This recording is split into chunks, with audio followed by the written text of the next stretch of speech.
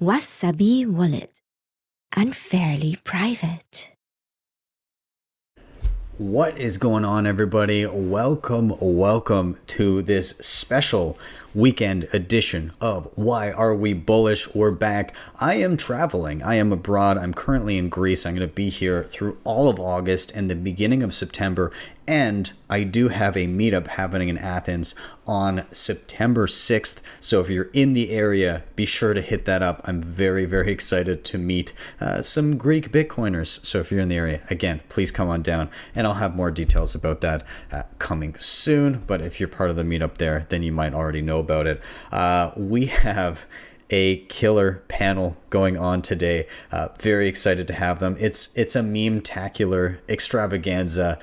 You'll recognize some of these dudes or their avatars, depending on who they are, from Bitcoin Twitter. And there's definitely a theme going on with the show. I'm very excited to have all these guys. Now, as always, please smash that like button, give this a share. Let's get this show rolling for another excellent edition of Why Are We Bullish? Let's go.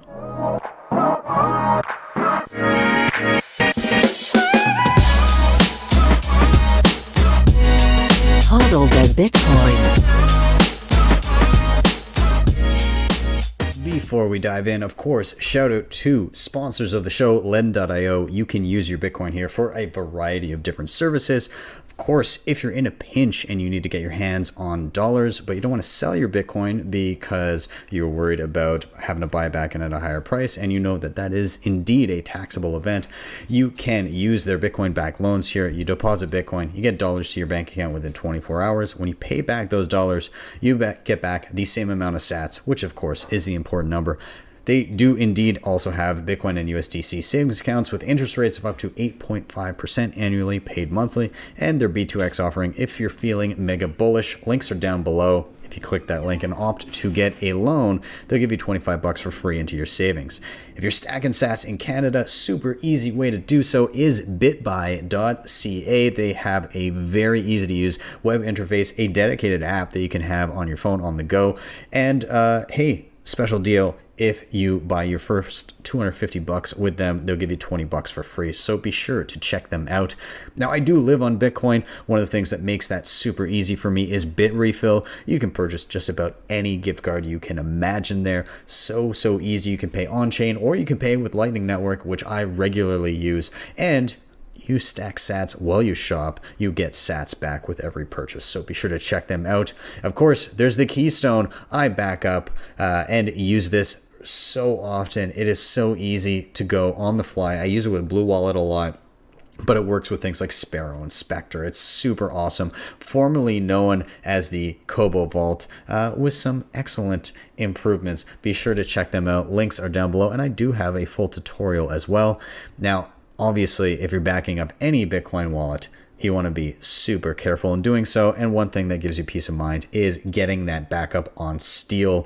Paper doesn't quite cut it because that opens you up to fire damage, water damage, or, God forbid somebody throws out the damn thing because they don't realize what it is. So be sure to back your shit up on a BillFodl over at Privacy Pros. With that, let's bring in our epic panel. Here we go.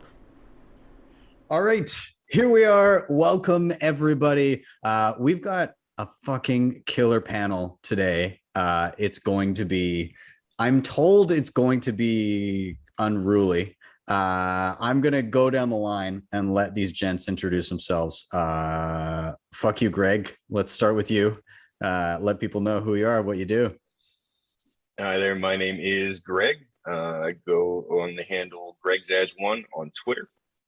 I am one of the 3 chief meme officers at Strike, and my daily profession is shit posting. That's a great job. I'm very happy that you exist and that profession exists, and clearly changing the world. So happy to have you, man. Let's pass it to Marcus. Let people know who you are, what you do. Yeah, hello everybody. My name is Plan Marcus. I live in the Netherlands. Right now I'm on vacation on holiday by my parents here on this beautiful tropical island of St. Martin. Haven't spent a sat to be here, just so the guys know. I'm still stacking hard. yeah, what do? I should post along with these legends over here, and I kind of just tag along, make a meme now and then, and do a little TA here and there. Just always up, number goes up. Forever, Laura. That's it. Beautiful. Glad to have you, man. Glad to. There seems to be a theme coming along with this panel. Let's see if it continues. Sean, let people know who you are, what you do. Yeah, my name is Sean Harris. How's it going? I'm a professional basketball player, and I actually started playing in Colombia on the border of Venezuela. And then I have played a lot in Europe, played kind of all over. So I just got back from Spain a couple months ago, and in the Canary Islands, those are Spanish islands off the coast of Africa. And looking forward to the next season. Not sure where I'll be playing, but yeah, got into Bitcoin. Somehow Greg Zaj found me on Twitter, or I found him, and he slid in my DMs, and I've been making memes and hanging out with these guys for a while when I'm not practicing. So it's been a blast, and I think Bitcoin's going to wherever it needs to go to. I've got a question. How many unsolicited dick pics were in those DMs when Greg slid in? That was all of the pics. That was all the DMs for. There's no actual typing. There's nothing else. Yeah. Beautiful. Yeah, that's about. Sounds about right. I've got the This pics is to back it libel, up. and I won't have it. It's bullshit. And we've got another down below. Let's see if he can come out of the panel that he's currently in. Yellow, are you there? Yeah, sorry, I'm in a meeting. Let me come a little bit closer. So, my name is Yellow. I'm a Bitcoiner from. I entered the space 2013. I mined. I traded very unsuccessfully, and now for like a lot of years I've been memeing. I found those guys. I meme for Strike 2. And a lot of shit posting and I guess trolling, call it what you want. That's awesome. I've got to say here that, I've had Gigi on with his like crazy green screen background, but I think Yellow may have topped him here with this beautiful presentation, like the moving mouth and the eyes and it. Like, it's actually, I'll tell you a secret. It's actually in beta. So it's gonna get better. This is already going so well. So, gentlemen, it is 9 p.m. for me here. I am in Greece. I'm sipping on a beer, but we've changed times of the show and everything to kind of make it work for people all over the place. So I'm thankful for you guys to join me on a Saturday here in the afternoon. And this is Why Are We Bullish? Super easy premise. Basically, one of us drops a reason why we're feeling bullish. We all riff on that reason together, and then we rotate to the next person. So I am going to get us started off here. And I'm just going to share something here first from my screen. You guys see my screen here? Yes. Okay, awesome. Okay, so my reason for being bullish, it centers around a lot of the everybody's kind of freaking out about these potential regulations that are coming down. And there's the infrastructure bill, they crammed some bullshit in about cryptocurrency in general. But I think what we're seeing from this, and again, we're still kind of seeing what develops here, but I think what we're going to see from this is that all of the shit that's actually not decentralized is going to get their asses handed to them.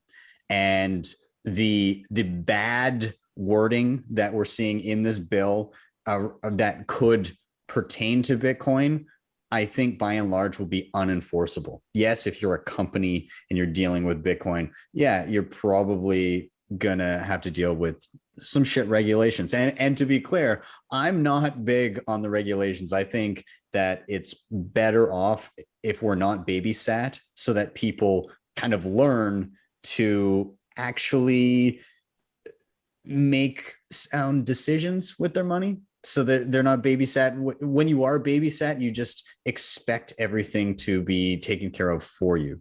But I think that what we're seeing here, like this example here from the SEC, which is hilarious that they're tweeting about this, but they tweeted that they went off after DeFi, which begs the question, what part of this is decentralized? But they charged two men and their Cayman Island company for raising 30 million through fraudulent offerings using smart contracts and so-called, I love that they said, and so-called decentralized finance technology. Yeah, I love that they are basically calling it out, saying that it's clearly not decentralized in any way if they can just clamp down on it like that. Now, regarding the stuff that's going through right now in this infrastructure bill, you have Jack Dorsey tweeting about it, talking about an amendment going through, but they're worried that the wording would put unworkable requirements on Bitcoin node runners, developers, and miners. And here's the thing about that. I see this having about as much effect as the initial file sharing in and around things like, yes, Napster got shut down because it had centralized servers you could attack. As soon as torrents became a thing that everybody was using, how do you might try and make examples of a few people, but I know just about everybody that wants an episode of something that they can't easily just stream, they can get it, and there's not really much you can do to stop that. So I see it as kind of the same thing. Yes, I again hate the regulation, but I think that Bitcoin just kind of works its way through this. I think it's going to be, in the end, a nothing burger, and is going to prove how actually decentralized Bitcoin is. When it comes to running a Bitcoin node, when it comes to miners, I think if it actually goes after miners, you're going to see more off-grid mining. And then it just makes it way more of a pain in the ass to try and clamp down on, which is great. Or you see more at-home mining. There was even a new article from Bitcoin Magazine, how to mine at home. And they're clearly trying to pick up on all of this stuff. I know a friend that is literally doing an off-grid mining farm and having like a bison farm nearby as well. They're working on putting that together, but they're making their own little off the grid citadel out of this. And I think even if it ends up being bad regulation, it pushes Bitcoin to become anti-fragile to it. So my reasoning here is that whatever comes down the pipe, Bitcoin will prevail. It may be a pain in the ass in the short term, but I think we come out just fine. So I'm going to open it up to you guys, get your thoughts on anything that I've just said, anything that you have thoughts on infrastructure bill, just general regulation around Bitcoin, what you think is going to come of it. So feel free to jump in, whoever wants to say something here. Sure, I'll jump in. I would say, because I have a lot of, unfortunately, friends that are still shitcoining, I would say that, like, we're not glad about the regulation thing, right? We're not glad that the government, and any government, has the power to say and do whatever they want to, whatever people want to do with their money. And for me, it's stupid what they're doing, but they have the option to do it, right? So we're glad that Bitcoin is so decentralized and censorship resistant that they cannot do anything to it in the end, right? They can overregulate it. It's going to affect monetary for a little bit the price thing, right? But in the end, like, they cannot do anything about it. Like, and that's why we're glad. Not we're glad. We're like, we don't care about it in the end. Like, we don't care, right? Yeah, I think it's really interesting too, because you think about these DeFi projects and they're so susceptible. They're in their name, it's already a lie. They're not decentralized. And so it's really cool to see how Bitcoin can handle these attacks, and it's handled these attacks for years, and it only gets stronger. And it's just like water. It just moves to the least resistance. Wherever there's less resistance, it'll move to.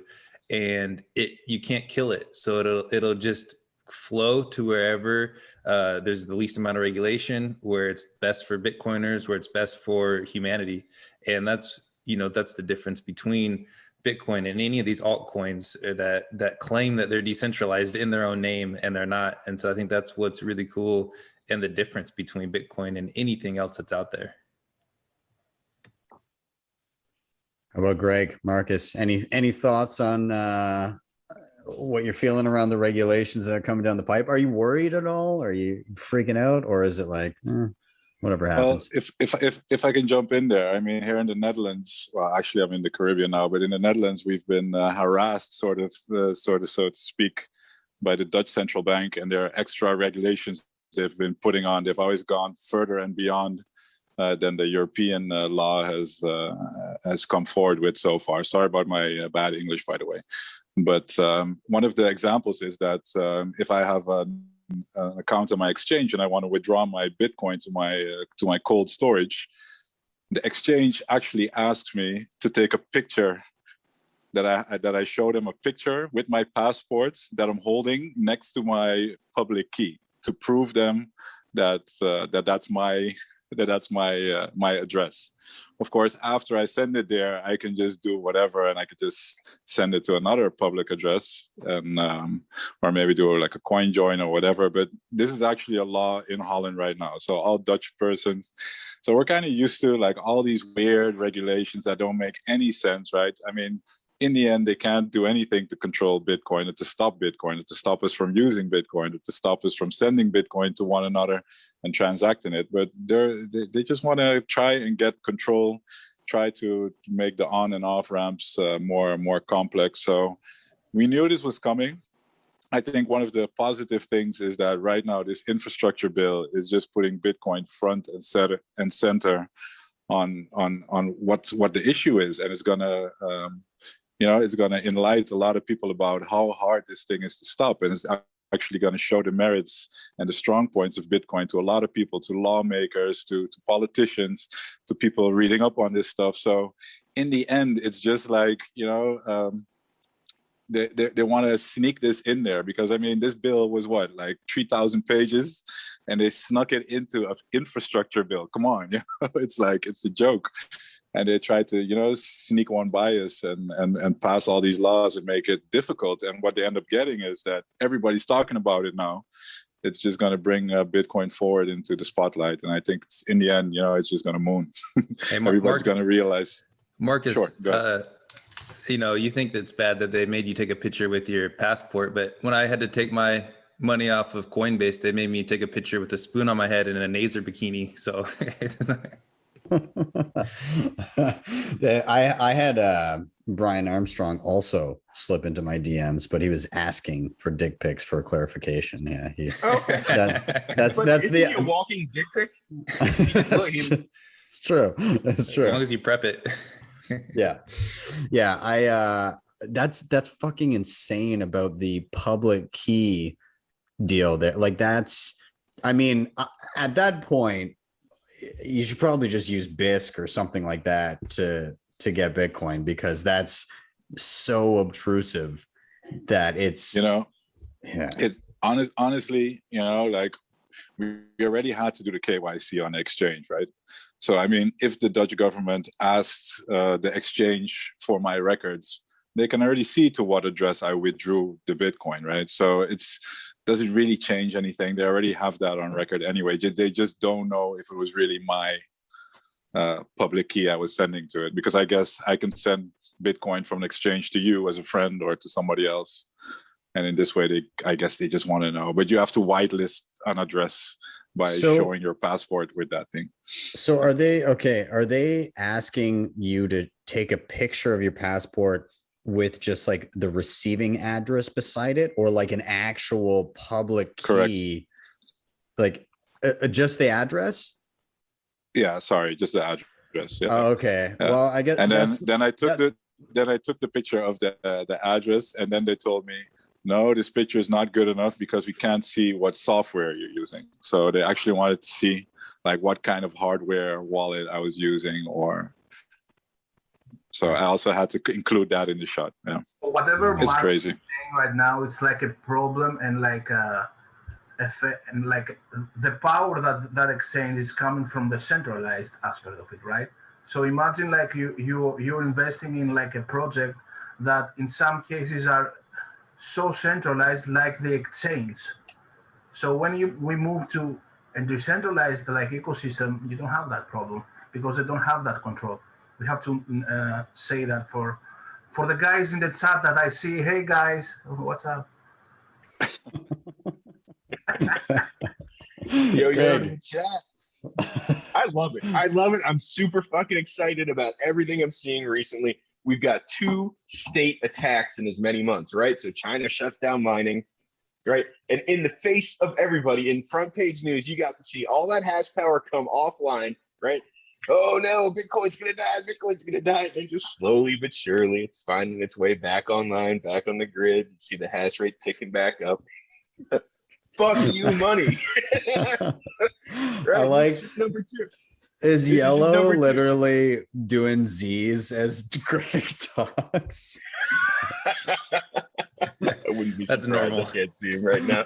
That's fantastic. Sorry guys, sorry, it was sorry. Yeah, state Awesome. attack number 2, man. Bitcoin doesn't Yeah. give a shit. This whole Yeah. thing, Greg Foss had the best take I've seen on this, right? So he came out and he said, I think it was today or yesterday, basically, you know, Wall Street helped write this provision. And they're in a position where either, you know, their interests are aligned with Bitcoin. It's another asset that they can take on board, they can custody, they can sell to their clients, whereas DeFi and proof of stake systems are actually a challenge to their existence. And if in one set piece of regulation, they can just go ahead and shut down all these shitcoins and kill their competition, fantastic for them. And fantastic for us. I mean, where do you think all that value flows? It's going to flow right back into Bitcoin, number go up. Mm-hmm. Can't lose. Yeah, it's interesting. It's interesting to think like, because Bitcoin really takes down the central bank.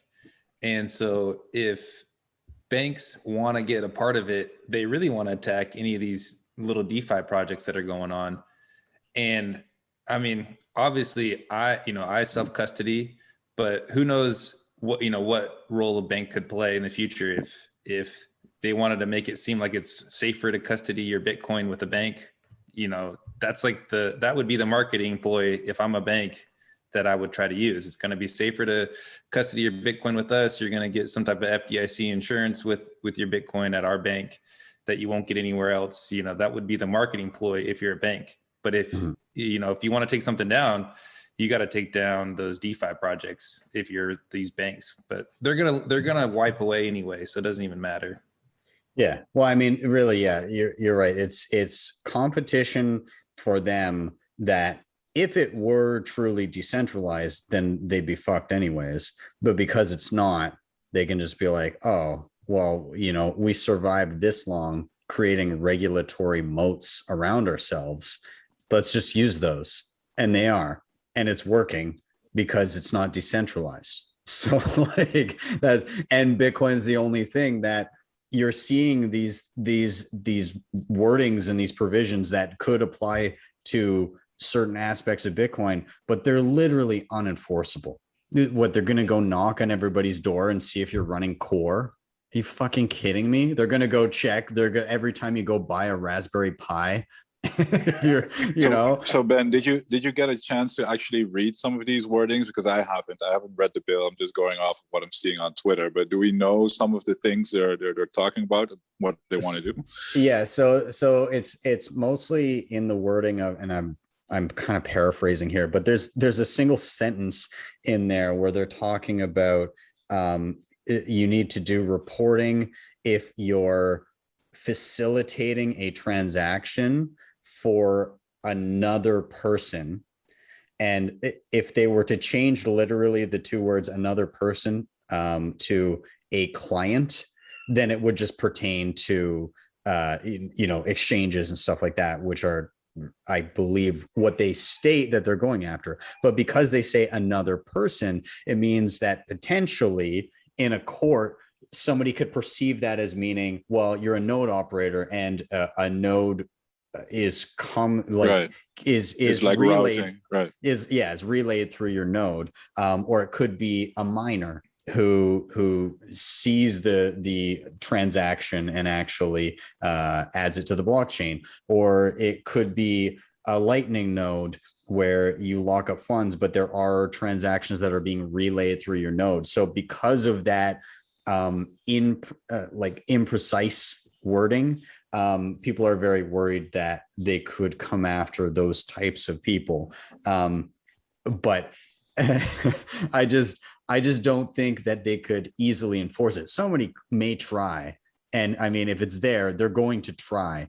But I think that in the end, like, they'll try to make a few examples, and then it's going to be like torrents. If you want to use it, it's just going to be there. But that's not all there is to it, too. I mean, a portion of this is a forward-thinking talking point for some of these politicians, right? So they're talking about it's in there so they can help generate tax revenue to pay for the infrastructure bill, which we all know is just horseshit, right? How much tax can they really collect? Did you see the numbers? No, what are they? The number? No, the numbers, they were like, oh, we're gonna raise, and I think it was shy of $30 billion for the year, and literally Crumbs. so like they weren't just gonna print it anyway. The US they print $30 billion a day. No, 120 in the repo. Repo market. Yeah. And the crazy thing, okay, so right now the US in actual just regular debt, it's like 28 trillion, but in an outstanding liabilities like Medicaid and pensions and stuff like that, it's $120+ trillion. So like basically $150 trillion worth of debt with a 3 trillion yearly deficit. And they're saying that this infrastructure bill is to drum up funding. It's like they literally did nothing. It's like they found a nickel on the street and they're like, fuck yeah, paid off the house. Like, what are they talking about? Right. It's a talking point. They're going to go there. Well, we generated $30 billion of revenue, and that's a big number. Yeah. Well, because numbers don't mean anything anymore. When they were printing hundreds of billions in 2008, where everybody's like, holy shit, that's a big number. Now they're like 750 billion. Yeah. They picked it because it sounded large and it wasn't a trillion.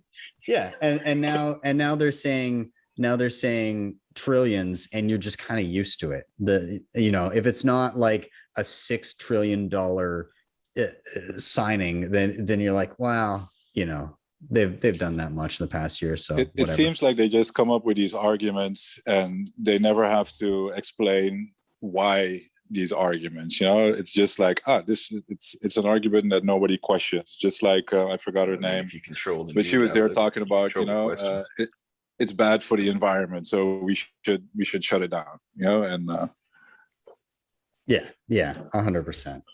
Well, okay, so I think we kind of all agree here. Basically, this will nip anything in the butt that is not decentralized, and what remains is Bitcoin.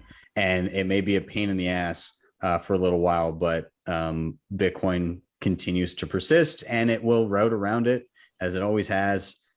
So hey, we'll see what happens, but let's keep it rolling. Let's move on to our next reason for being bullish. So I'm going to, since we're wearing the same shirt, I'm going to pass it to Greg. Dude, please do let me know what has you feeling bullish this week. All right. So my background is on purpose, right? Space, final frontier for all my nerd friends out here. All right. So I'm bullish because, and I haven't heard this from anybody outside of Jeff Booth, I'm bullish because Bitcoin, I'm pretty sure, solves the Fermi paradox. Are you familiar with the Fermi paradox? I love that you're talking about this. Yes. All right. Explain it for us noobs who don't know. All right. So anybody who doesn't know what the Fermi paradox is, so the general problem in finding extraterrestrial life, right? So the premise is, if given a general set of conditions, life arose once, it should be able to arise anywhere else, given the same set of conditions. The universe is a big fucking place. There's a lot of places out there that have the same similar conditions that Earth has had, so life should have arisen many, many, many, many, many times. The problem is, we don't see it. That's the Fermi paradox. And one of the reasons, the name we've given to a possible reason for the fact that we don't see other alien civilizations is because there's some sort of great filter, right? So there's some problem or catastrophe or issue that an intelligent species has to work through, and most, if not all of them, don't. So they hit this great filter event, problem, issue, and it kills the species. So the reason I'm bullish on Bitcoin solving the Fermi paradox is I think it fixes the great filter event, if not one of the great filter events. And what I mean by that is when you have a fiat economic system, you are incentivized towards war, global war, nuclear war. It misaligns incentives of a civilization in relation to its place on the planet and in the universe. Whereas something like Bitcoin realigns those financial incentives in line with the laws of thermodynamics, which should make economic calculation easier into the future and keep us away from tail risks like great filter events like a World War III or a nuclear holocaust. So I think Bitcoin solves for the great filter and solves for the Fermi paradox. I love this topic. I kind of have gone down this rabbit hole before too. And I think that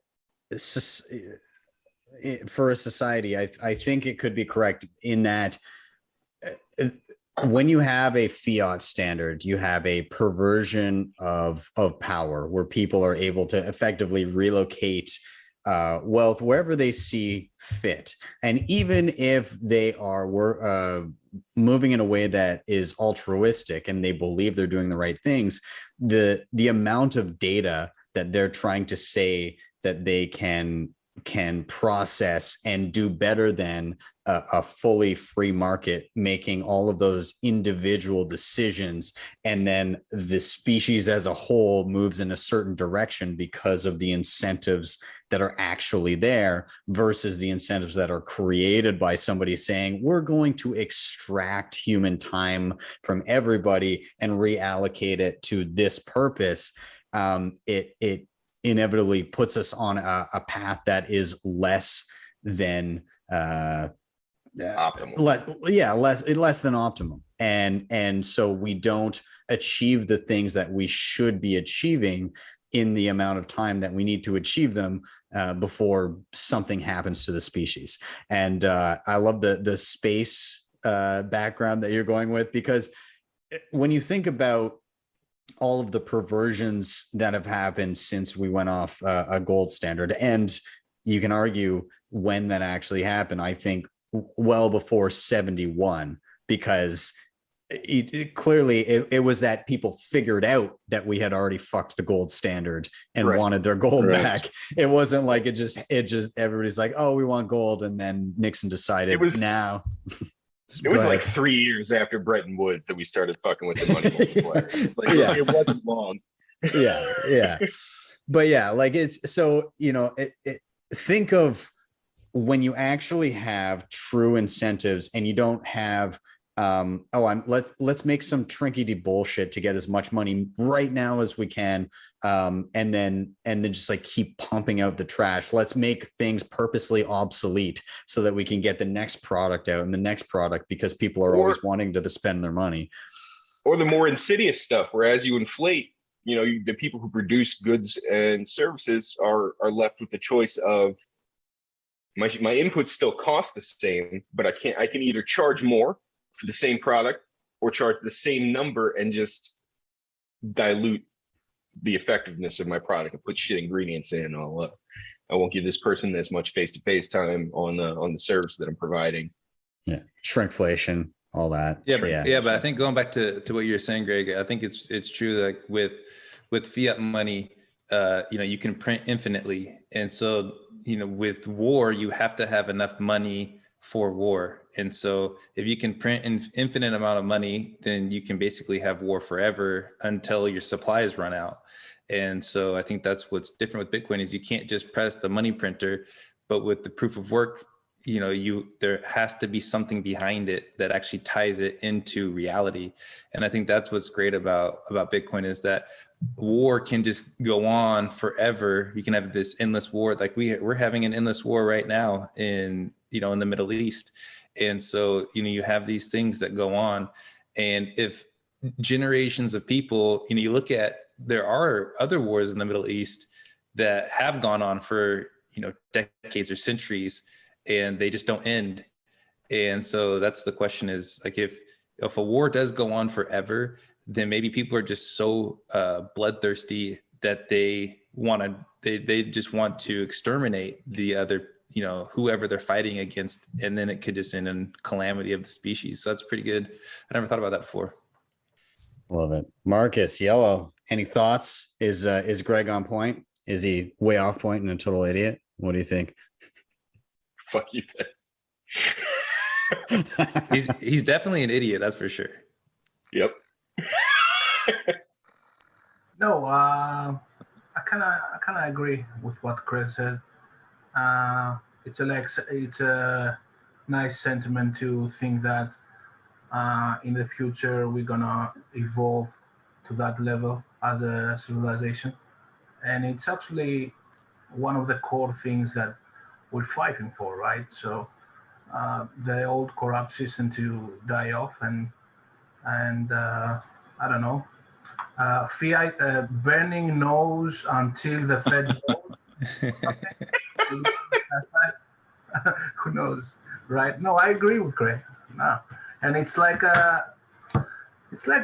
a positive, wholesome like feeling, right? To have to want to see that. I don't know. Yeah, I agree. How about you, Marcus? What do you feel about this? Wow, yeah, it's way out there, of course,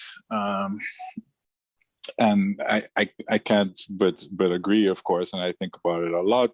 Not the paradox. I haven't actually heard of the paradox before, so I can't say I've heard of that. But yeah, the idea of having a pure and finite accounting system again, instead of like that measurement stick that's always moving, and how that will change the world. It keeps amazing me that something so simple is all its simplicity. Finally, we have something that's absolutely scarce and measurable and provable, and that it will just change all the incentives out there. And yeah, I don't know. It's pretty way out there. So yeah, I don't know if I can add any more valuable insights there. We're a bunch of hippies. It brings economic. I was sure Yellow was just gonna say potato or something. We'll get there. I'm sure we'll be here for a little bit. There's plenty of time for me to make potato comments. It kind of reminds me, we were talking about like DeFi earlier, and Bitcoin in its simplicity.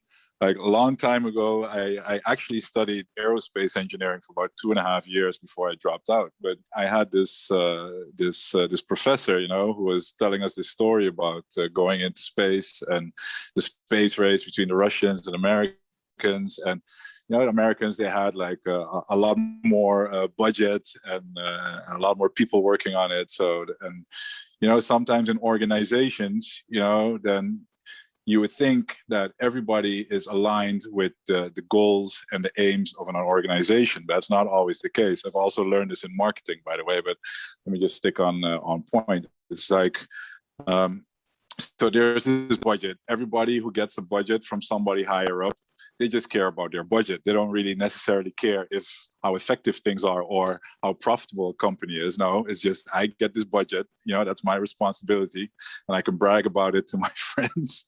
So I just want my budget to keep getting bigger. But what happened is that, you know, they had to come up with a solution for the fact that there's no gravity in space where Greg is sitting there.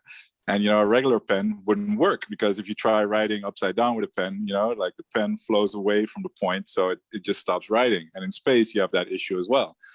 So the Americans came up with like this project that they came up with, a space pen. And in the end, I don't know the exact numbers. I'm sure somebody can Google it and fact check it for me. But they came up with a space pen, which was like this highly, highly over-engineered product, you know, with like pressurized systems. And it couldn't be too highly pressurized because the ink would flow out at the end. And in the end, they came up with this perfect pen that would actually write zero gravity in space under different conditions.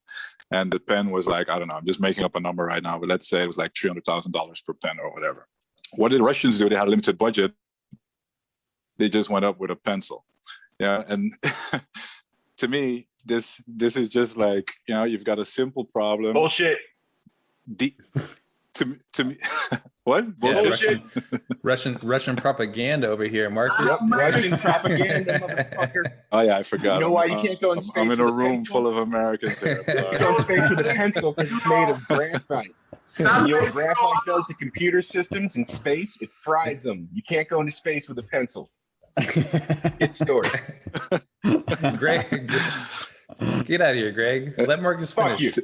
Let Marcus finish right now. Anyway, I was trying to make the link, you know, like DeFi is like a space pen, you know, they're like overly engineered, they're like making a simple problem way too much complex. And it's just creating more, you know, the more parts you add to a system, the more parts can break, the easier something will fail. You know, Murphy's Law, things will break. So to me, that's the beauty about Bitcoin. It's just so in its simplicity, nobody can stop it. We don't need massive marketing teams, you know, like calling for more budget, telling them that this is really a great solution for the problem. It's anyway, I don't know how I got to stop it. Thanks, Greg. That was your inspiration. I'll pass it on from here. This is a segment inside Ben's mind right now. He's thinking like, you know what? This is going very good. Like there are memers, but like we're having great talk, and then like, boom. Space pens. Fucked by the space pens. and the Russians. Russian propaganda and space pens. Oh man, really fell off the rails. Oh my god, the chat is cracking me up right now. The chat is lit right now. Well, since the chat is just fucking What's the price right now? I couldn't tell you. I don't want to be distracted from the show, you guys. So the live show, I cannot be distracted.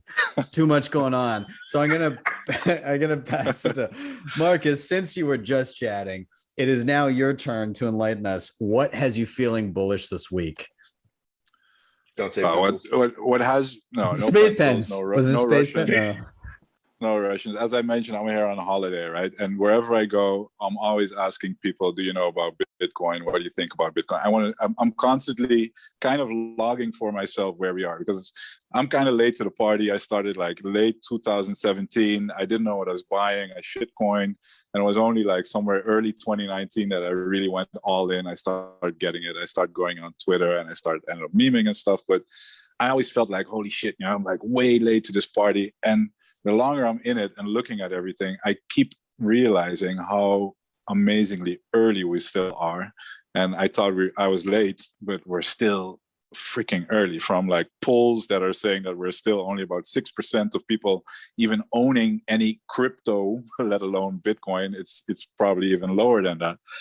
But things have changed though. So one of the things that got me really bullish is like here on the island, I have some cousins and some family, and I was talking to them and I thought, you know, you're so used to like the arguments back in 2017, you know, okay, but what if Satoshi has all these coins and cannot Bitcoin be hacked and bad energy?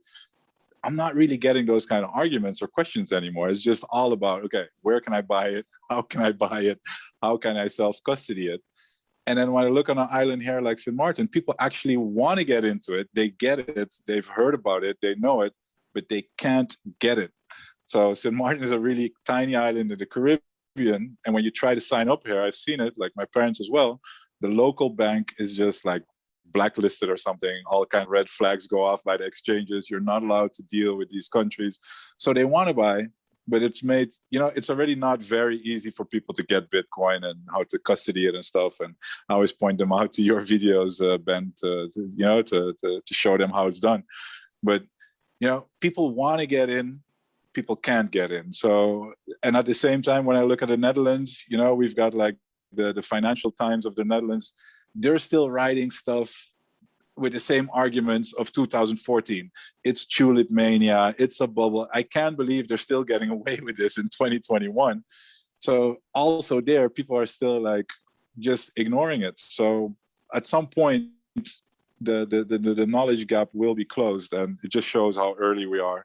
And when I think that we're sitting at a price at this level already, I can only imagine where we're headed off to. That's why I'm bullish. I like that. It is easy to kind of get so tied up in everything and being, balls deep in Bitcoin, and you feel like it's not early anymore until you actually gauge what's really going on. And even like some of the generous numbers that say X number of people own Bitcoin, like they own Bitcoin in like, well, they have like $5 on Cash App or Robinhood or something, right? Like they're not actually exposed and understanding what this is. And yeah, it is so fantastically early. And it's interesting to me that it's the polar opposite ends of the spectrum that are really getting it. At first, it was mostly like people that needed to utilize money in a way where they weren't allowed and they couldn't. So you're in a jurisdiction where you just can't move your capital and you're stuck, or you're in hyperinflation, or you're somewhere at the bottom of the ladder where you're so fucked that this is like your only option. But now it's starting to be people at the other polar opposite end of the spectrum where they're like, they need their responsibility is to preserve capital. And they're looking at the global macro landscape being like, holy shit, I cannot hold dollars. They literally just printed like 30% of all existing dollars. I can't hold bonds because I have a real loss because of the inflation that's going on, and asset inflation is happening. The stock market is way overvalued. It's like 10 times earnings for a lot of these fucking companies. What am I going to hold? And they're looking and being like, oh, this is built to do the exact thing that I'm trying to hedge against. Maybe I'll put a small allocation here. Or if you're, Michael Saylor, then all of your money forever and everybody else's money too.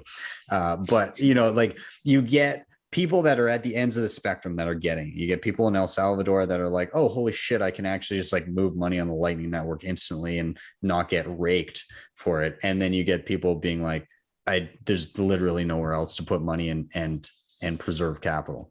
And I think we see it gradually come together, but like right now we're just getting such a tiny percentage of people on the ends of the spectrum, just tiny, and then like a peppering of people in between. But yeah, like it's so early. Like change happens at the margins. That's what you're describing. 100%. Yeah. Like, do you guys have the same feelings? Have you had the same? So if I can jump in that thinking, like we can totally see that from Willis Wu's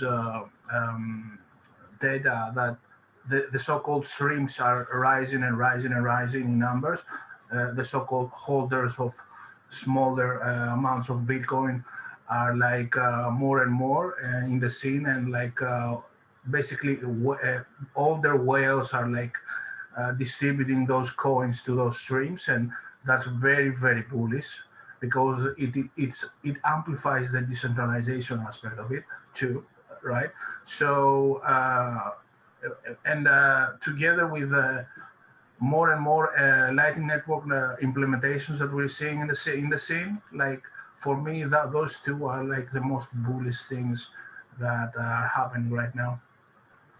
Yeah, I totally agree. I did listen to the Willy Woo thing recently. I think he was talking with Pedro, but he was detailing the kind of flows of capital, and people like the whales. I think at one point held like 60% of the monetary base of Bitcoin, and that is dropped now to like 20 something percent. Meanwhile, the shrimps, like the smaller, I can't remember the numbers. I think it was like people who have like less than one Bitcoin and then 1 to 10 Bitcoin. The people that are holding that amount have grown to be about half the size of the whales. So they're actually taking up a much larger piece of the pie. So that, and there goes another FUD piece, right? Because the original FUD, well, it's so centralized to like a few people hold Bitcoin. Yeah, but just because you were fucking lucky, or you bought a bunch of shit on the Silk Road back in the day and didn't know what you were buying, and that you're sitting on a ton of Bitcoin, or if you did have the presence of mind and you kind of thought that this might be a good idea and you stuck with it, you still, like, in order to enjoy the gains that you've made, people will gradually spend depending on where they got in, and they'll do things to improve their lives. They'll hopefully make good decisions that actually do materially improve their lives instead of buying trinkety bullshit. But it is gradually being kind of redistributed without the need for a central government to do so. It's gradually, like, the monetary base is making its way out to the regular plebs that have just been stacking sats. And I think that's a beautiful savings. So yeah. Concluding Ben that thinking, imagine one point of that, like the strings, like filling up the 50% of the holders of the Bitcoin, right? And imagine the other point, the whales that won't get in, like how much they're gonna overpay in the end, as long as they're waiting and they're not entering the space. How much are they gonna overpay to gain those coins, right? So bullish.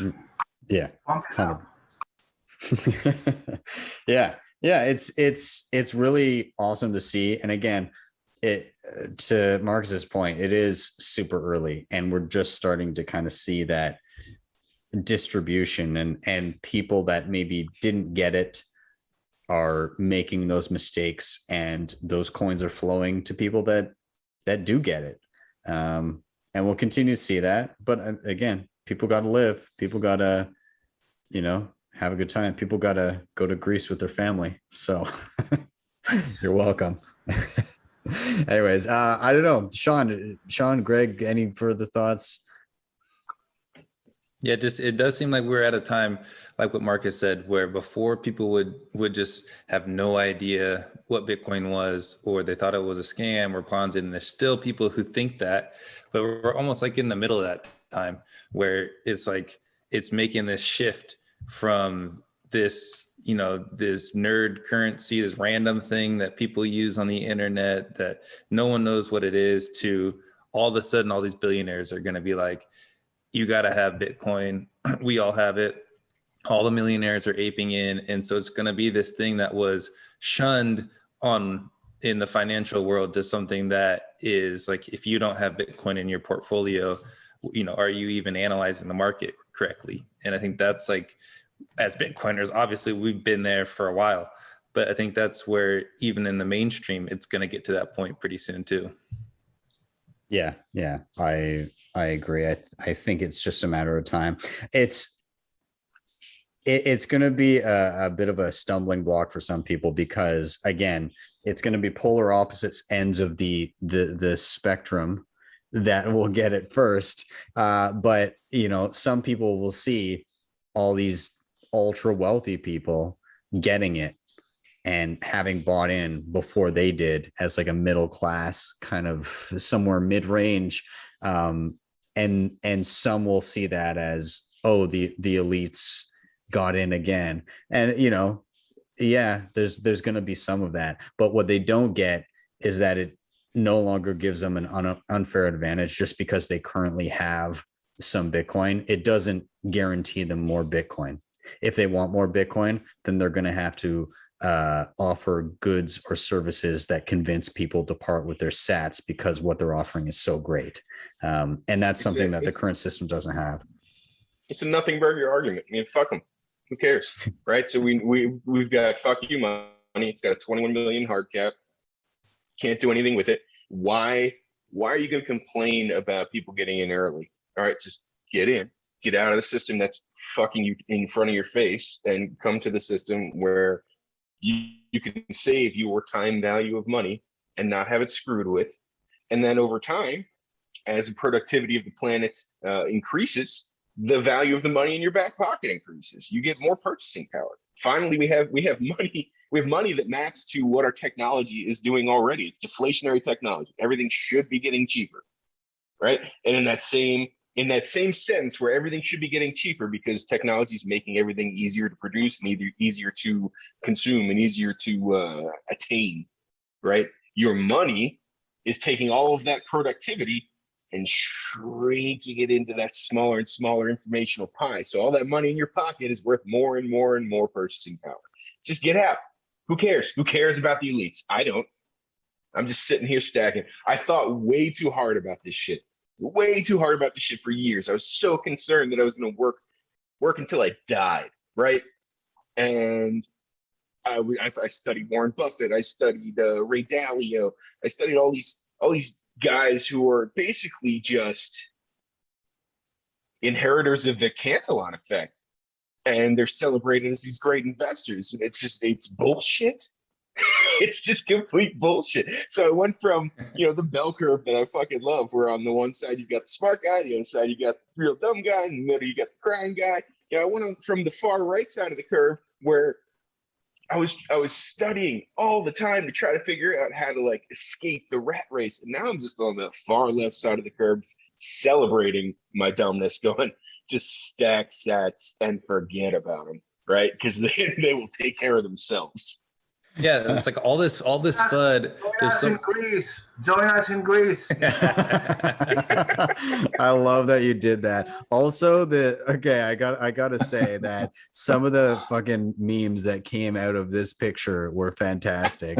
Somebody put Peter Schiff literally water skiing behind water skiing behind the boat, and then somebody I think it was Kit. She photoshopped in a cold card, zoomed in, it flying into the water. Yeah. So yeah, solid ones. Anyways, Sean, I interrupted you. Go ahead, man.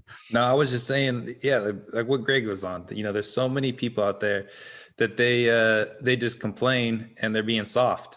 And instead of fudding Bitcoin and being soft about it, just figure it out. That's all you got to do. Put in the work, put in the time. Exactly. And I don't want to work my whole life to make money, right? I want to work to be productive, and it's not about making money. And I think a lot of people get it confused when we tell them, oh yeah, 200% per year, annual gains. And then they just come and they think it's all about the money, or they think that we're wrapped up in this getting more money type of thing. And it's not about that. It's about getting to a point where no one can steal your money, no one can steal your time. And then you don't have to work your whole life just to pay your bills. It's what kind of life is that when you just work just to pay your bills? You want to be able to enjoy your wealth and enjoy your time, and then work to be productive and to accomplish things, to do something in the world, to make it a better place, not so you can just make money.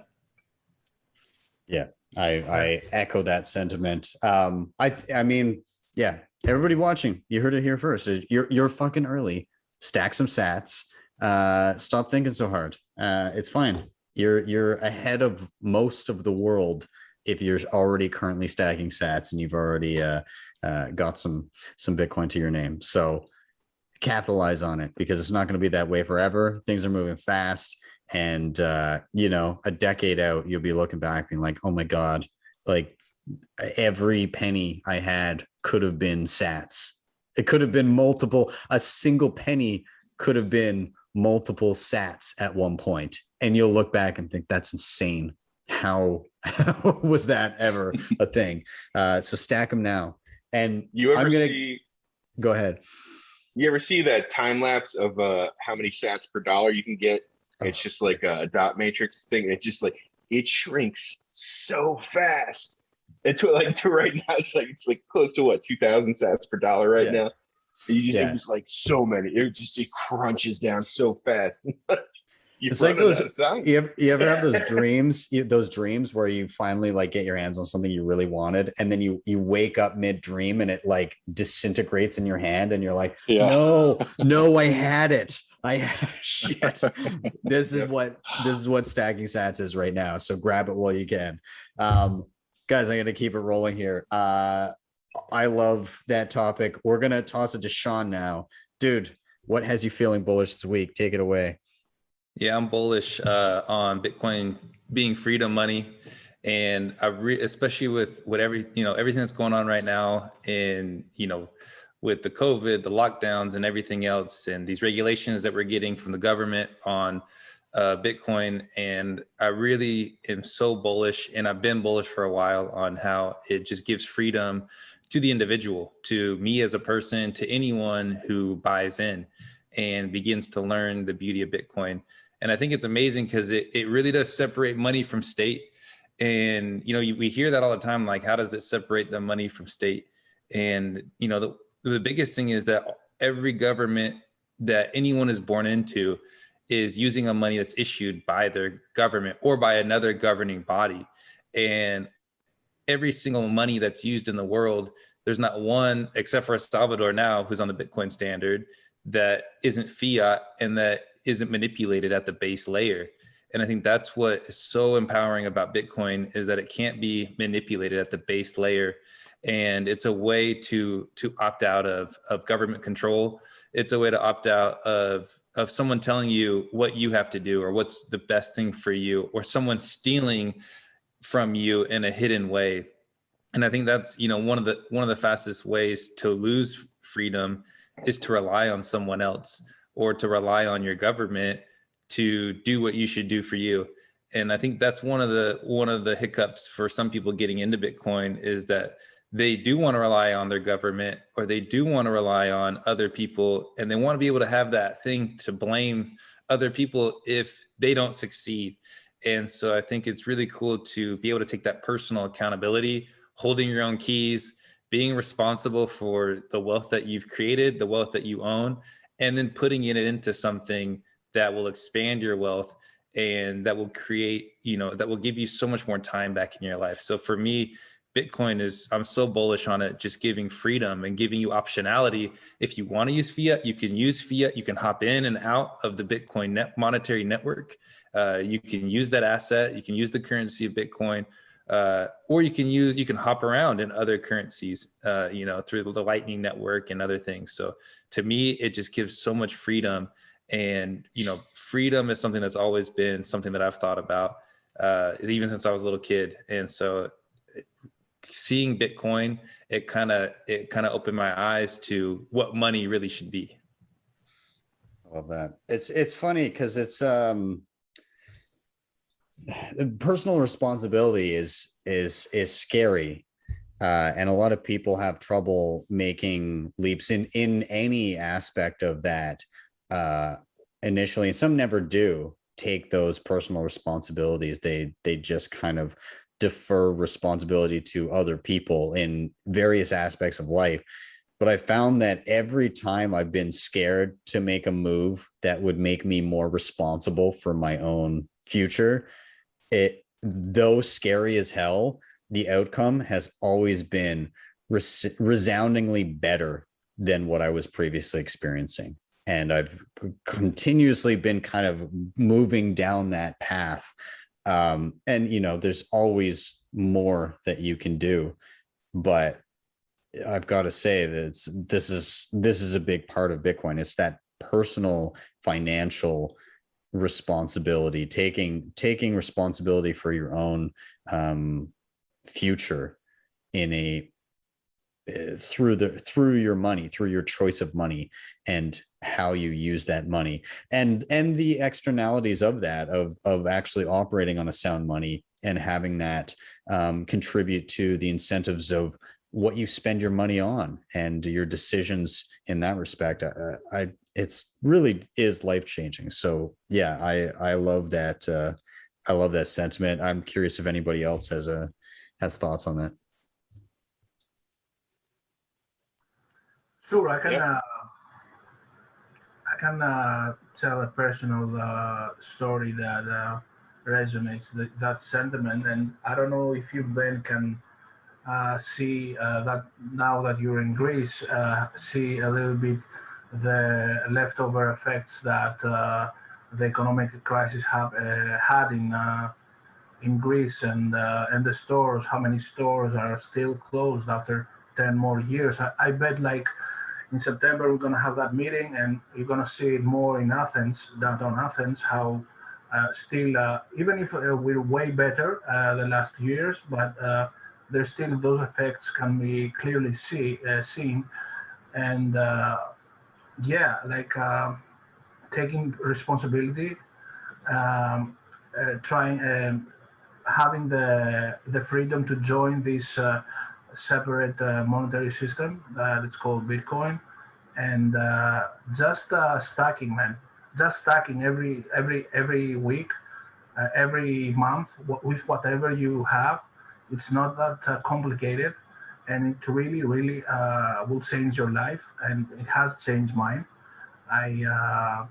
I entered the market, or the job market, right when the crisis started, so I didn't have much purchasing power, and I even like bought with €2 fucking.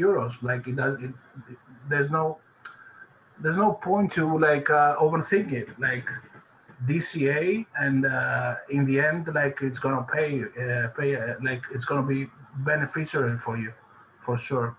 So Yeah, and I have noticed. So I was in Greece last in 2012 with my wife, and actually, while we were here, I believe there, not on the specific days, but in and around that time, there were, the riots and people. I think within Athens one in of those, I was one of those kids throwing molotovs. So Yeah.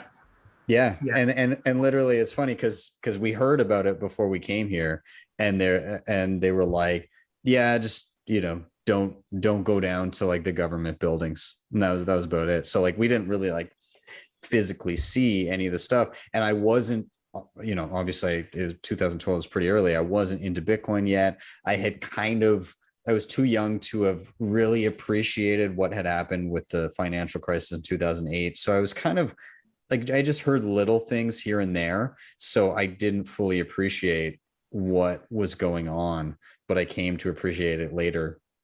And seeing, the Greek banking crisis a few years after that, from afar, it was interesting to see kind of the changes. And so yeah, it's, I haven't been, we didn't spend much time in Athens when we first got here, but I'm curious to see what it's like when I get there the beginning of September. Yeah.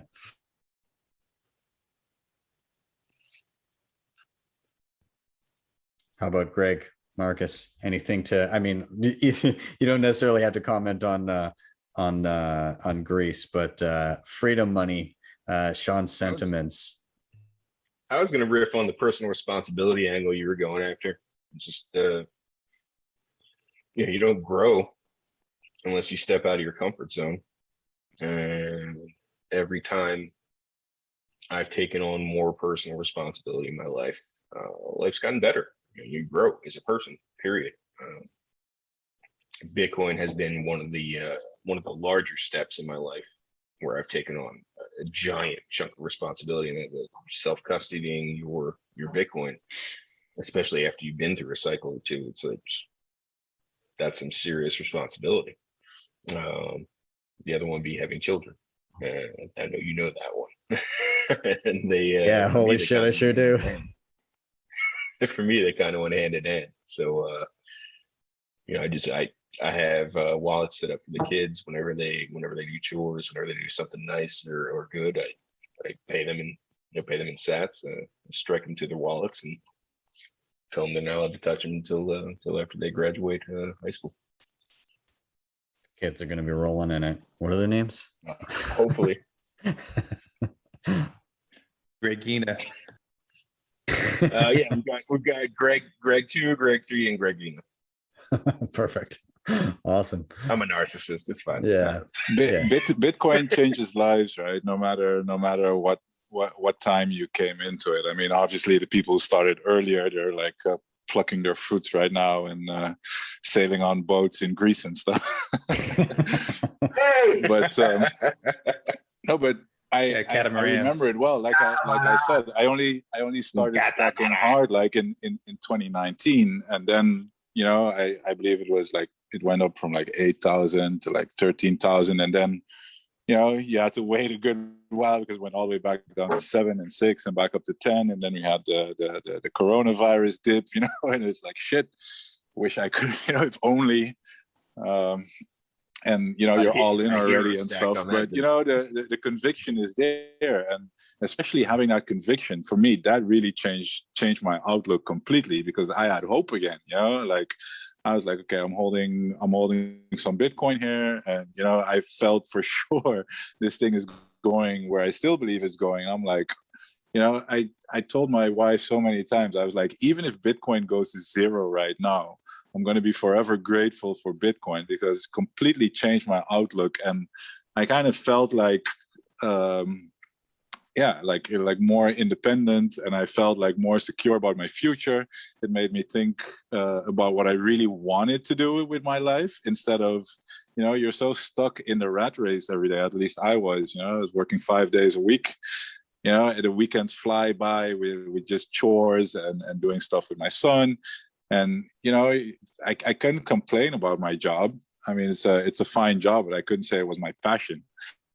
And Bitcoin was really like, okay, if this is where I'm going and we're going to be able to stack, then I'm going to be able to change some stuff. And it really made me think about, like, what do you really want to do? And that process has been amazing, and even though the price hadn't gone up yet, I already felt like the price did go up, because I was so sure it would.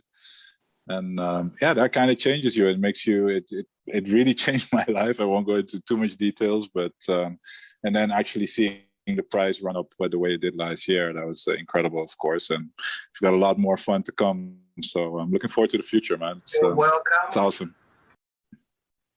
You're welcome. Thanks for all the smash buys, Yellow. Yeah. The prophecy has been fulfilled, Yellow. Yeah, no, I do love that. It's it does it changes your outlook for sure. And yeah, that freedom, that personal responsibility that comes with it, it really kind of changes your life trajectory, along with kids, to echo Greg there. It kind of came hand in hand with getting my shit together, having kids and getting into Bitcoin. Like, all of those just kind of coalesced. So glad that they all kind of worked out in the same time frame. But yeah, I love that topic, and we're just gonna keep steamrolling through. We've got one last. Now, Yellow, I know you kind of touched on some stuff that you wanted to in regards to why you're bullish, but if you want to go with one of those and just kind of flesh it out a little bit, or go whatever direction you want, but if you want to let us know what has you feeling bullish this week, we can all give it a good final riff here. Well, before Craig started his space race or whatever that was, I was gonna say about I'm feeling bullish about the whole plethora of implications coming out, like Strike, Umbrel, Sphinx, Moon, and their growing adoption. And yeah, as I said before, the rise of, as we call them, plebs, stacking sats, as the Glassnode experts call them, streams, and the more and more share of the market they have in the ecosystem. So yeah, that's extremely bullish. And of course, there's also the prophecy. Let's talk about the prophecy. Please tell us what's the prophecy. Believe in the prophecy. Just start, and I got you. Like we're gonna make everything good. Just I pumped just alone me. The price from 29 when all the TA experts were calling for 25. I said, "Fuck it. I'll be back on Twitter." And we pop the price, and that's it. So, in all seriousness, that forming of community around the plebs, right? The forming of community around the plebs, and the memes and the interactions and the seed posting, that plays a part hugely in the sentiment and in the price and how that community is like formed. And for me, at the end, the whole thing is about people, meeting new people, exchanging ideas. That's the core for me. So for that, I'm extremely grateful. And Yellow. I'm gonna need to see that prophecy picture one more time. Yeah, can you throw that up? Oh man, I think you might be the most prepared guest I've had. Like you had full. What are the goats? Yeah, definitely one of the goats. Goats. Is that like a Greek? Oh, shut up. That's Greek shawarma. Just a reminder that Yellow is the goat. Prophecies that being where you make the fulfilled. pita gyros. Yeah. I love that. So I'm gonna pick out something that you started on there that I'd like to echo. And that's the apps and everything that's coming down the pipeline. Holy shit, there's so much cool stuff. Like when I started doing tutorials, it was like, okay, let's hit some wallets and some hardware and stuff like that. But it was pretty limited what I could cover. And, I was doing like one video a week and I was like, okay, I'll do this wallet, this iPhone wallet, or I'll do how to do a paper wallet. Like it was pretty limited. And now it's like, I've got a list of tutorials in like a backlog of shit to cover. And it never ends. And that's awesome. And I'm so happy. Like the ones you mentioned, like different Lightning apps and stuff that you can work on. Lightning is its own little rabbit hole. It's just insane. Yeah. Moon Wallet is fucking incredible. Like how they've unified the balance. And it seamlessly kind of works. And then like, I don't know if you guys saw, but Umbral just dropped a new update where you have like a whole bunch of where you can like host your own files and stuff like that. So it goes even further beyond Bitcoin, just general decentralization tech. It's awesome. There's so much stuff. So I'm excited about that. I'm glad you brought it up. I'll let others jump in. I geeked out on Umbral just because I could see my RAM usage and storage on the new app a little better. There's also that Lightning keylog key thing that Gigi posted. Like I'm reading that right now. Actually, that's actually exciting. And also LN Beats is also cool. I experimented a little bit with LN Beats like the previous week. It's also cool. Like so many things. You're right. I think it's just cool because I'm not like someone that comes from a pretty tech savvy background, so for me, like I remember I downloaded Wallet of Satoshi, and when I would go out to eat with my buddies and say they would pay, then I would, instead of sending them money on Venmo, I would be like, hey, give me some Bitcoin. And I was like, just download this app real quick. They download it, they back it up in their email, and then I'd send them Bitcoin every time, just using Lightning. So I think Lightning's cool because it's so much easier to make a payment, it's so much faster. And for someone who doesn't understand a lot about like how a blockchain works, which is most people in the world,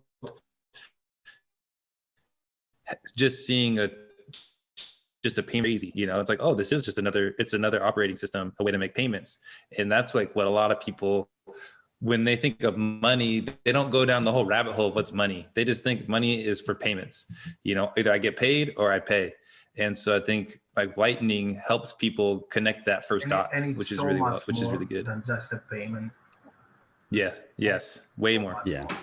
There's so much can be done. I love Yellow that you brought up the sign in with Lightning. That was so cool. I played with it just really quickly with Breeze. But awesome. Like the idea of having your login being just a Lightning QR code and it's anonymous. Fantastic idea. Yeah, I wanna throw out a shout out to the Dutch Hornets. They have this clubhouse room called Bitcoin Nederland for the Dutch people out there. But they dragged me in there a couple of weeks ago, and just the other day, last Thursday, they were using this Telegram integration where there's this Lightning transaction bot in Telegram, and they use that to send sats to each other's Telegram handles. So you're already seeing like all these new developments. Did you guys do the lottery on that thing? It has a lottery. Yeah, they did the lottery on it. It is awesome, man. And people are just receiving sats, and there's so much fun applications that you can just see. I mean, I'm not even that creative, but you can just feel it's so early and all these developments are coming. I mean, Lightning is just super fast, super simple, super quick, you know, low fees. You can actually send like less than a cent in value to each other across the world. I also loved how Lightning, you know, is being used in El Salvador, and I had to laugh so much at those pupusa merchants. You know, you showed a picture before, and then they showed this picture afterwards, where they were like, "Oh, you just want to thank the Bitcoin community because somebody posted that Lightning QR code," and Lord knows how many Bitcoin they got from the Bitcoin community. Everybody was just like, you know, fuck it, I'm just going to send them some sats just to support them. It's amazing. It makes so much sense, you know. I mean, right now over here on St. Martin, I have a Euro account. I want to go to the ATM. I need cash. You know, they only allow you to take up a maximum of $400, and they charge me a $7.50 transaction fee to take out the cash. You know, so I'm like, okay, I'm going to take up some more money for the whole vacation. No, it's only a maximum of 400. So this, if you compare it to the old system, you know, it's just ridiculous. If the whole world is on sats, you know, it makes so much more sense. So look forward to it. Yeah, that's awesome. Sean, Greg, if you want to, any final thoughts on anything Yellow said to wrap it? I want you to do a tutorial on podcasting with Breeze. Did you do that yet? I haven't done that yet. I am podcasting with Breeze, and I did a bit of troubleshooting around that. I should do exactly what you just said. So you should. I will. Because I need it. Because Okay. We're going to do a thing. And we need to know how to do it. Craig, I was going to say why. Yeah, because this is going to be a meme factory podcast stream, whatever you want to call it. Yes, I will do that because I need to see that. I want Ben to do the hard work for me. That's all I'm saying. Ben, tell me how to make a podcast, please. Ben, I've leaned on you for like every step of my Bitcoin journey, like every freaking step. All right, what wallets is Ben into? All right. What? How am I going to make a node? Let's see what Ben's got in here. Yep, you and Bitcoin Q&A, my go-tos. Yeah, he's fantastic. I've got there's so many good, like when I started there was kind of not a ton out there. Now there's so many good people putting out stuff like how-tos. It's awesome. I love to see it. Ben, what do you make of? I heard that Bitfinex is also now supporting sats on their exchange. Did you pick that up? I love that. I love seeing sats the standard everywhere. I think that should be the default for every wallet now. I think that every wallet, I think in nature should default to not like having to activate a conversion to dollars if you choose, or like whatever your local currency is. That should be a setting that you turn on after the fact, so that people get used to the idea that, no, this is Bitcoin. It's not like how many dollars worth of Bitcoin. It's how much Bitcoin do you have? And it should default to sats. as what people see immediately. So it's like, oh, I got 10,000 sats. Cool. Awesome. That's what is that? And then they ask that question after the fact, instead of being like, oh, I got $100 worth of Bitcoin. Oh, that's only 0.0. Like that initial step should be, no, I have 10,000 of something. That's cool. That's awesome. Right. I'm glad. And then, oh, and that's worth this much if I choose to go down that route. And it's such a great way to show them how that amount of sats they have is closer and closer and closer to that amount of dollars as we progress, right? So it's the best marketing thing we can possibly make it happen. I think that's going to be big. Like next, I feel like we still kind of have the cycle going on, like the 4-year cycle. I still think that's a thing, but I think that in time for that next cycle, I think we're going to see Lightning proliferate everywhere, so that it's just like a given that you should be able to use it. And if somebody doesn't have Lightning on an exchange or wherever you're getting your Bitcoin, you'll be like, what the fuck are you doing? Like if you see a legacy address right now, you're like, what are you doing? Are you kidding me? Transacting sats on Lightning. Yeah, exactly. And I think sats the standard. That gives us enough time to be ready for that bump. Sorry, Adam, back. Yeah, sorry, bits are not happening. Stop trying to make bits a thing. we love you, but that's sorry, dude. Yeah, stop trying to make bits happen, Adam. I'm sorry. Awesome, guys. I'm gonna round it out here. This has been a fantastic conversation. I'm so glad I got you guys all on at the same time. Let's go down the line really quick. Once again, let people know who you are and where they can find you. Drop those Twitter handles and whatever you need to do. Let's start with you, Greg. Who are you? Greg. Where can people find you? Find me on Twitter, GregZads1. You can find me on Instagram at GregZads1 because I'm super creative. And they can find my our stuff at mfmerch.com or Meme Factory TM. Ah, crap! I'm gonna mess that mess up. That's okay. That's okay. I'll purposely type it incorrectly in the description. Perfect. Marcus, how about you? Let people know where they can find you. Yeah, Ben, thanks so much. It was awesome being on here. I mean, especially watching you since way before. So it's an honor to have been here. So thank you so much for the opportunity. And I'm plan_Marcus on Twitter. That's it. Awesome. Glad to have you, man. Sean, how about you? Let people know where they can find you. Yeah, thanks, Ben. Thanks for having us. It was awesome. Just Big Sean Harris on Twitter. If you want to reach out or message or just see some memes, and definitely hit up the Meme Factory TM. That's where we get a lot of our memes going from. Thanks again, Ben. Yeah, no worries. And Yellow, take it away. If you want to plug, I don't know if you want to plug the meetup or not, but anyways, Yellow, let people know where they can find you. Yeah, sure. I'm on Twitter. I'm IC offender regularly, but I'm now suspended, so they can find me on Twitter, IC offender II as in 2, and in all other platforms like YouTube, Reddit, Instagram. I'm IC offender, and you can usually find me at Citadel21 doing stuff, and for whoever is in Greece and in Athens, 6th of September. We're going to have a meetup with Ben.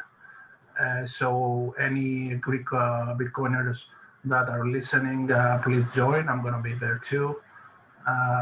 And please don't talk to me. Awesome. Perfect way to end it. Gentlemen, thank you so much for being here. Everybody, take a look in the show notes. All of their Twitter handles are there, and possibly even a misspelled URL to visit. So guys, thank you very much. And you're all welcome back anytime. Thanks, Ben. Bye. Peace. Guys. Thanks, Ben. Chat was lit.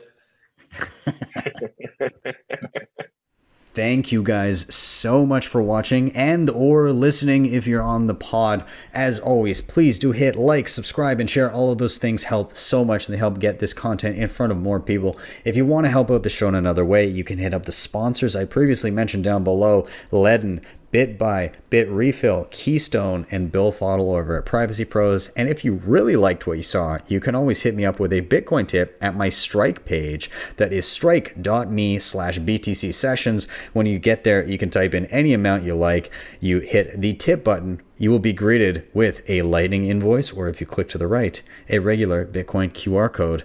Super easy, very simple to use. I do have a tutorial on Strike as well. Be sure to check it out. Anyways, guys, thank you so much for watching me, especially while I'm abroad in Greece. I will continue to be dropping videos while I'm here. Have a wonderful day or evening wherever you may be, and I'll see you guys next time for your daily session.